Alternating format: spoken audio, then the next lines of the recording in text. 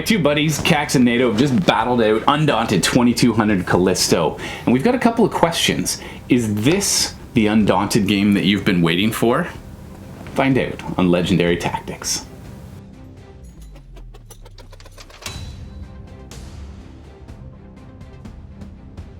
All right, gentlemen, Cax and NATO, thank you for joining me. You're both very familiar with the Undaunted series. Callisto is the newest entry, and there are some differences. So mechanism-wise, we'll talk later in the video about upside, downside, where we give you our balanced opinion in terms of what we like and what we don't like about the game. But in the meanwhile, let's give a quick feature and a quick first impressions here. So yeah, and we did get a review copy of the game, so but we're not going to let that. And a thank you to Osprey Games for that. And thank you to Osprey Games for that. Yeah, that's right. We're going to try and give that balanced review. So, Cax, how does that mechanism work with the deck building combined with a war game? Yeah, so I really like the idea of building your deck and then paring it down, with getting rid of those the chaff. Yeah, that's right. The interference cards, and then sort of tailoring it to the attack and the strategy that you want to take in the game. And so that's one really neat mechanic to the game that I enjoy. It does add strategy in terms of like, ooh, do I go deep into one, but then that kind of inhibits another group from moving, right? Or do I go in broad cross section, or like you just bought everything, but then it was really slow moving deck. Yes. So there's some really cool strategy with that, I think. Yeah. In terms of, you're more of a pure war gamer where there's sort of dudes on a map moving around. What do you think about the mechanism? Deck building aside, what do you think about the board movement and elevation and that sort of thing? Yeah, I like the elevation. I think it's handled very simply and elegantly, and there's not a lot of rules overhead to have different terrain and so forth. Yeah, I thought it was really it makes the map a little more interesting than a typical map, certainly from say Undaunted Normandy, where it's just flat terrain and there's forests and stuff. But this adds other layers, and I think that adds a lot of interest to the game and how potentially offering other strategies that would not otherwise be the case. Yeah, to me this is kind of I like playing this game actually with my kids too. They got into it because it feels like a light war game where you get the movement on the map, but it still feels like a modern board game. I think that's really cool. I'm seeing you can't have mechs down in here. I feel like there are some strategies that we didn't explore. None of us, you guys didn't really, you couldn't go down here with these guys. Not so much. You could with those, but and you didn't really want to because there's a disadvantage. But I wonder if there are sort of unexplored elements of these maps that might make this fun for replayability. Yes. Yeah. So very good. Absolutely. Okay, let's move on to aesthetics and components. So coming out of the box, what do we think? Well, for me personally, I really like the dice. I thought the dice were really cool. They like how they vary the colors, and they just look really sharp. And of course, with our very fancy dice roller, it really adds to it. And that is a mechanism where if you have the high ground, if you're on equal footing, or if you're low ground, then you're at a disadvantage. That's a neat twist. So adding that into it. Now I noticed in our particular game, we didn't really utilize a lot. We were mostly on level ground when we were attacking. But that is a neat element, and maybe one that to incorporate. And I like how they do that, because you just can roll higher. You can still roll a 1 on any of these dice, but it just gives you an extra. So this can be up to 8. This one is up to 10. That one's up to 12, right? So it just gives you that advantage, but it could just be a same roll as you could roll on any of the dice, but it gives you a higher upper range, basically. That's right. In scenario 1, there was more of a fight in the middle of the board for the elevated territory. So there was often that if you could get there quickly, then you would have those advantages. Okay, more of a skirmish. That's right. And everybody had to approach from the low ground. So I think having multiple maps in it, and to me, the aesthetics and components wise, I absolutely love these corners cut out. So when it folds up, the maps go into the box, and you can get a finger in to pull them out. And but I think it also just looks really cool to have a clever design. That little snippet there. And component wise, there's 1, 2, 3, 4. I think 5 different maps, double-sided. There might be more than that, maybe 6. Double-sided, and so there's all kinds of different terrain opportunities. But only one scenario per map. They don't reuse the map with different scenarios, which is kind of interesting. I don't know if I've seen that before. Feels a little campaigny that way. Yeah, a little bit. So, excellent. Yeah, and I mean, if we look at sort of the components, I mean, these aren't miniatures. These are going to feel familiar if you played Undaunted. I don't mind them. These have added the standees. Yes. These are a neat feature, but again, they're not miniatures. Yeah.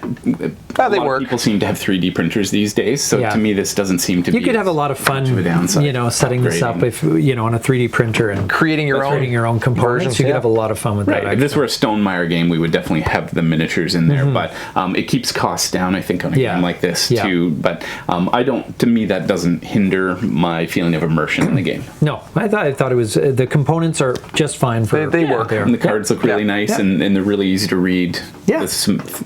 Really I like familiar. it. So, what do you guys think of theme?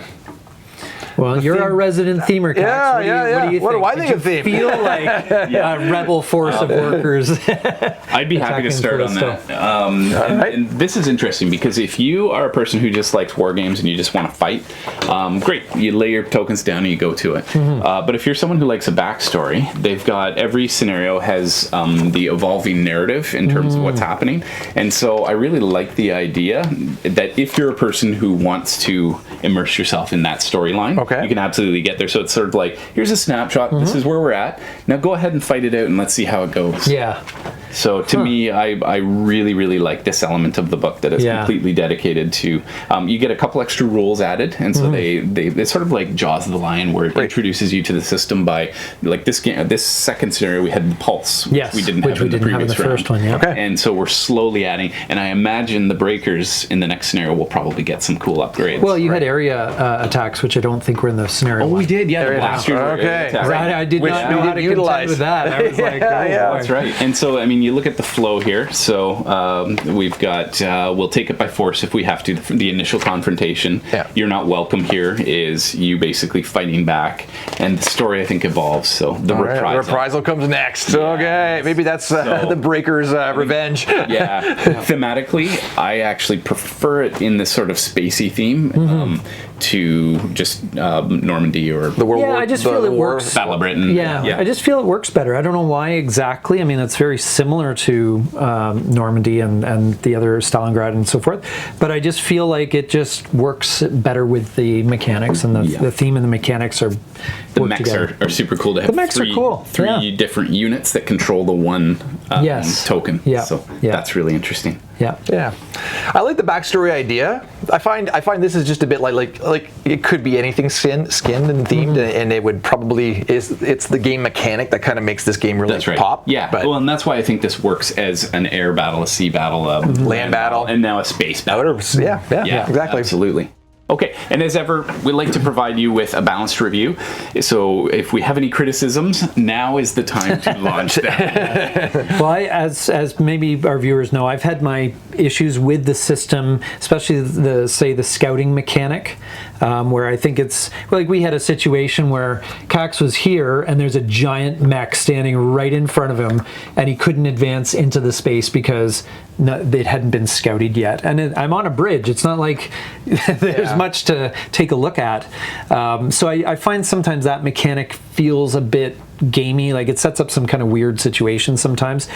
But that said, there was a couple things that you mentioned, for example, the way that they've changed the scouting to make it a little more open. They've added the Pathfind, which allows you to essentially send a drone forward.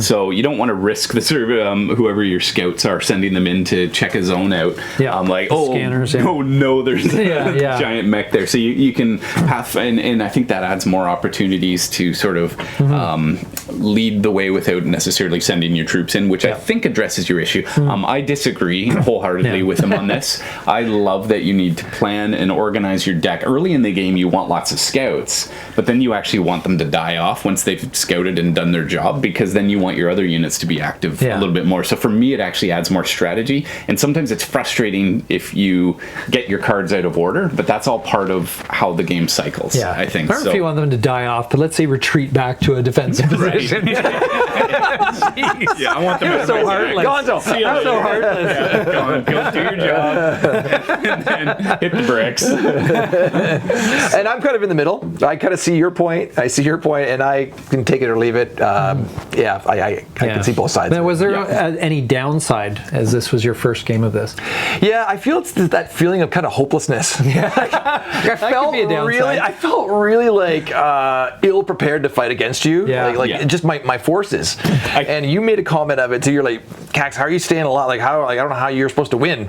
And it kind of felt like that. Like it was. And I don't know. Maybe it's on both sides. Maybe you're feeling that too, NATO. But you put me under a bit of pressure here. But I felt like the game was mostly in hand. Yeah, it felt kind of tilted to me. So the counterpoint I'd like to offer there is you played your hand really well. You played your cards in a good order, and you fought back to a 2-2 tie, and you almost had one unit wiped out. You were in position. He kept repulsing you, and maybe a little bit unlucky there. But I think because of both our inexperience, if you had focused earlier in the game, I think you were focusing on capturing victory points. Right. And if you had focused earlier on killing him, I think you would have had more success. And so I think that might be the secret, is that you're focusing on more capturing points, and you're focusing on just, let's take these guys out and wipe them clean. But unfortunately, that strategy was counteracted because he bought all of his cards. His first couple of turns, he just was like, I'll take everything. So, but I mean, that's the ebb and flow of the game. So, so I would disagree with both of your criticisms of the game. Well, let's hear your downside. Upside down. It's our turn. This is the Undaunted board game I've been waiting for. So this is the one I wanted. I don't have criticisms yet. I feel like any negative sides of this are related to me not understanding the game well enough or not being good enough at the game. Sometimes there's and I'm not blaming you guys of this, a tendency that if you don't do well at something, it feels like, well, maybe the game is broken, or I didn't like that for whatever reason. But for me, that fires me up, and it's like, I want to solve that. I want to find a way to outflank you. I want to beat you. And as you say, you may have the visual benefits of these mechs, but there's got to be a way. The underdog must. So there has to be a way. I'm sure it's been play tested and balanced. For sure. Of course. So I have nothing but upsides for this game. I love the deck building. I love the combination of war game with deck builder. I love the art. Like there's all this black space, but to me it's beautiful. I don't know what it is about that. Put you in outer space. Yeah, and you've got room for your tokens, and I love the boards. I love the components. I love the theme. I think of all the Undaunted games I've played, I've only played 3 of them, but this is by far my favorite. It fixes a lot of issues, and I love that a lot of the game is unexplored. So there's other components in the box. They roll it out slowly. There's other cards that they're going to combine. Like, there's whole sets of cards that we haven't used yet. So I feel like this is a game I'm not just going to play it a couple of times and then let it sit on my shelf. I'm going to pull it out. My kids like it. We're going to get this to the table. I think quite a bit. So this is, you've seen probably me criticizing a lot of like Euro games and other videos, but this is my kind of game. Awesome. That's great. And to be honest, this is my favorite iteration of the Undaunted series. Yeah, it was fun. How about for you? I enjoyed it. So we're at the stage in the video where we're going to give you, do we love the game? Is the game okay? We'd play it again if we had to, or not for me. Ready, set, go. I'm neutral. I'm a neutral on it. 2.5 stars out of 3. Love it. Fantastic. Well, thank you, boys, for playing. It was fun to watch you guys battle it out. And if you want to check out our playthrough, you can see that. We'll link to that now. And until then, get out there, get gaming, and be legendary.